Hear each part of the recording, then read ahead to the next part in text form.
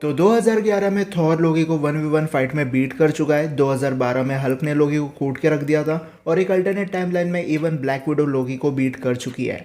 लेकिन लोगी अब बहुत ज़्यादा पावरफुल बन चुका है, इसलिए आज हम लोगी को सारे एवेंजर्स के साथ कंपेयर करने वाले हैं। Captain America. अब वैसे तो कैप ने 2012 में लोकी से फाइट की थी और उस समय कैप लोकी के हाथों हार गया था। इनफैक्ट इस फाइट में हमें इनकी स्ट्रेंथ लेवल में भी काफ़ी ज़्यादा डिफरेंस देखने मिला।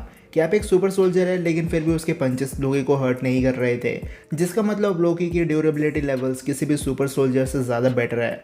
पर टाइम के साथ कैप्टन अमेरिका भी पावरफुल बना और लोकी भी। लेकिन आज भी ये दोनों फाइट करते हैं तो आखिर में जीतना लोकी को ही है, क्योंकि कैप्टन अमेरिका वही अपनी पुरानी शील्ड लेकर फाइट करेगा, जबकि लोकी ऑलरेडी फिजिकली ज़्यादा ताकतवर है, जिसकी वजह से हैंड टू हैंड बैटल में वो बड़े आसानी से जीत जाएगा।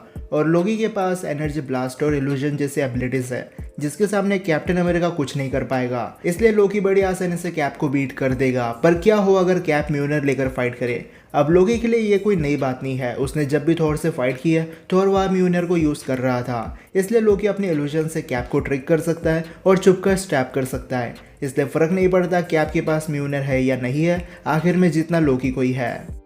अब स्पाइडरमैन लोकल क्रिमिनल से लेकर एलियंस और मैट टाइटन थैनोस जैसों से लड़ चुका है और स्पाइडरमैन एमसीयू के सबसे पावरफुल सुपर हीरो में से एक है, जो काफ़ी ज़्यादा इंटेलिजेंट भी है। और साथ में एक टाइम पर इसके पास हाईली एडवांस सूट हुआ करते थे, जिसमें 500 से ज़्यादा वेब शूटिंग मोड्स थे।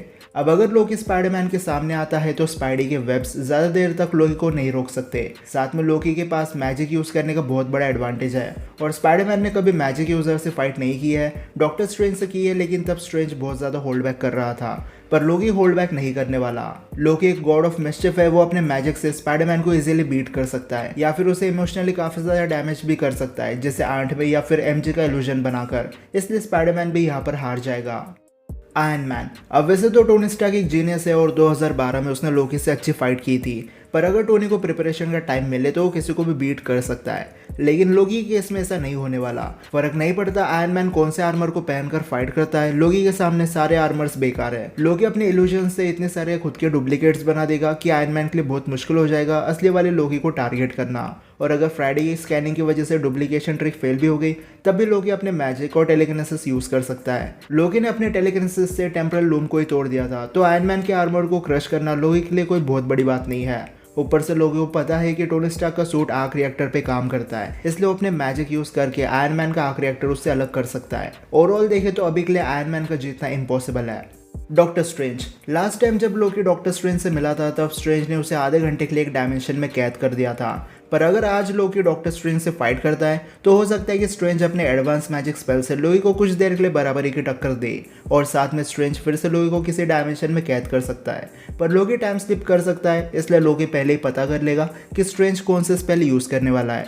और इस फाइट में लोकी के पास टाइम मैनिपुलेशन का सबसे बड़ा एडवांटेज होगा। डॉक्टर स्ट्रेंज के पास अभी टाइम स्टोन नहीं है, इसलिए वो किसी भी टाइप का टाइम रिलेटेड मैजिक यूज नहीं कर सकता, पर लोकी सिर्फ एक उंगली उठाकर टाइम को रोक सकता है। और डॉक्टर स्ट्रेंज जो एल्ड्रिच मैजिक यूज करता है, वो टाइम रिलेटेड एबिलिटीज को काउंटर करने के लिए नहीं बना है। इसलिए डॉक्टर स्ट्रेंज एक बार के लिए तो लोकी के मैजिक को ओप आउट कर सकता है, पर बिना टाइम स्टोन के तो स्ट्रेंज लोकी को बीट नहीं कर सकता। इसलिए डॉक्टर स्ट्रेंज यहाँ पर हार जाएगा।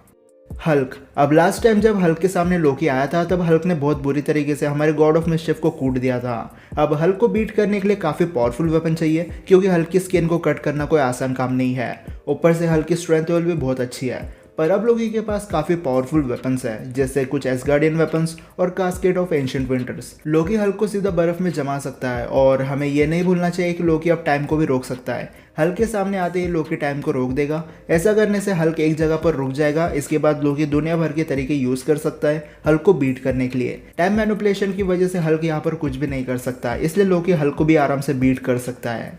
एंटमैन। अब मेन यूनिवर्स में तो नहीं, लेकिन एक अल्टरनेट टाइमलाइन में एंटमैन और लोकी की फाइट हो चुकी है। वैसे येलो जैकेट था, लेकिन सूट के अंदर तो हैंग पी में था, तो क्या ही फर्क पड़ता है। जैसा कि हमें पता है लोकी के सेंसेस काफ़ी अच्छे हैं, वो अपने आसपास की चीज़ों को अच्छे से सेंस कर लेता है। लोकी ने तो ये तक फील कर लिया था कि स्टार्क टावर में एक ही टाइम पर 2 टोनी स्टार्क थे, लेकिन बेटर सेंसेस होने की वजह से लोकी इजीली एंटमैन को ट्रैक कर सकता है। एंटमैन फिजिकली ज़्यादा स्ट्रॉन्ग नहीं है, इसलिए वो अपने नॉर्मल साइज में रहकर लोकी से जीत नहीं सकता। खुद को बड़ा करेगा तो लोकी के लिए वो एक इजी टारगेट बन जाएगा। और लोकी अभी टेलीकिनेसिस एबिलिटी काफी ज्यादा अच्छे से यूज कर सकता है। वो चाहे तो एंटमैन को बुरी तरीके से क्रश करके रख देगा, और छोटा हो गया तो लोकी अपने सेंसेस से उसे देख लेगा। और व्हाट इफ में हम देख चुके हैं कि लोकी के लिए एंटमैन को बीट करना बच्चों का खेल था, इसलिए एंटमैन भी यहाँ पर जीतने से रहा। Captain Marvel. Carol Danvers fast है और फीमेल एवेंजर्स में सबसे ताकतवर भी यही है, पर मेन यूनिवर्स हो या कोई भी अल्टरनेट यूनिवर्स या फिर टाइमलाइन, कैप्टन मार्वल थॉर से कम ही पावरफुल देखने मिलती है। और सेम कहानी लोकी के साथ थी। कुछ समय पहले तक लोकी फिजिकली थॉर से एक स्टेप नीचे ही रहता था।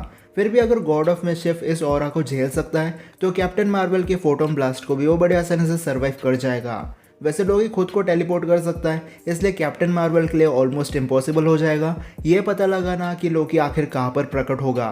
और लोकी ने ना जाने कितने बार अपने इल्यूजन दिखाकर दूसरों को स्टैप किया है।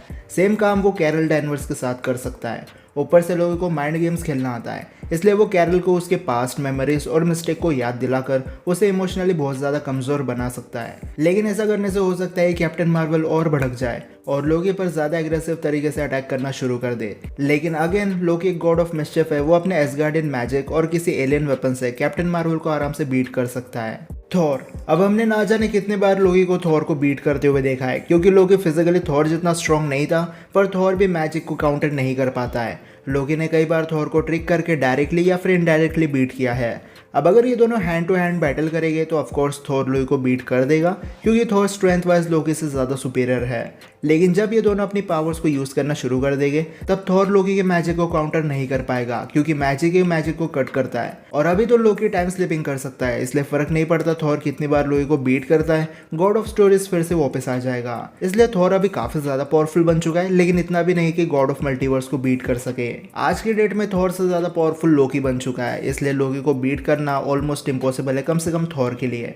Scarlet Witch. अब स्कारलेट विच एक क्योस मैजिक यूज़र है और ऊपर से डार्क होल्ड पढ़ रखी है, इसलिए किसी भी मैजिक यूज़र से ज़्यादा पावरफुल बन चुकी है। ये रियलिटी को मैनिपुलेट कर देती है, इसलिए दूसरों की इसके सामने बिल्कुल नहीं चलती है। पर गॉड ऑफ मल्टीवर्स की बात अलग है। जो बंदा टाइम ट्रैवल कर सकता है उसकी प्रेजेंट टाइमलाइन वाली बॉडी को रियलिटी मैनिपुलेशन से अगर डिस्ट्रॉय भी कर दे तब भी वो वापस आ जाएगा। रियलिटी मैनिपुलेशन का एडवांटेज स्कारलेट विच को यहाँ पर डायरेक्टली मिलेगा, लेकिन लोकी तब भी टाइम स्लिपिंग कर सकता है। और जब तक लोकी स्कारलेट विच को बीट करने का रास्ता नहीं ढूंढ लेता तब तक वो टाइम स्लिपिंग कर सकता है। पर लोकी को ऐसा कुछ करने की जरूरत नहीं है। स्कारलेट विच जिस टाइमलाइन में है उसे लोकी ने पकड़ रखा है, इसलिए अगर लोकी अगर स्कारलेट विच को उसके टाइमलाइन से मिटा देता है तब भी वो इनडायरेक्टली स्कारलेट विच को बीट कर ही देगा। इसलिए टाइमलाइंस का कंट्रोल लोकी के हाथ में होने की वजह से वो स्कारलेट विच को बड़े आसानी से मार सकता है। अब वैसे तो कई सारे एवेंजर्स को हमने ऐड नहीं किया, जैसे new captain America, white vision, winter soldier और सर्वशक्तिमान हॉकाई और ब्लैक विडो। पर जब थॉर और स्कारलेट विच जैसे कैरेक्टर्स लोकी को आज नहीं मार सकते तो ये सारे तो कुछ भी नहीं कर पाएंगे। इसलिए अभी लोकी जिस लेवल की पावर और पोजीशन होल्ड करता है उससे अगर कोई पंगा ना ले तो ही अच्छा होगा, क्योंकि लोकी चाहे तो अपने सिर्फ एक थॉट से पूरे टाइमलाइन को बर्बाद कर सकता है। लेकिन अब आप मुझे कमेंट सेक्शन में बता सकते हो आपको आज की वीडियो कैसी लगी, और अगर आपने अभी तक स्ट्रेंज सुप्रीम वर्सेस लोकी की फाइट नहीं देखी है तो इस वीडियो पर क्लिक कर सकते हो।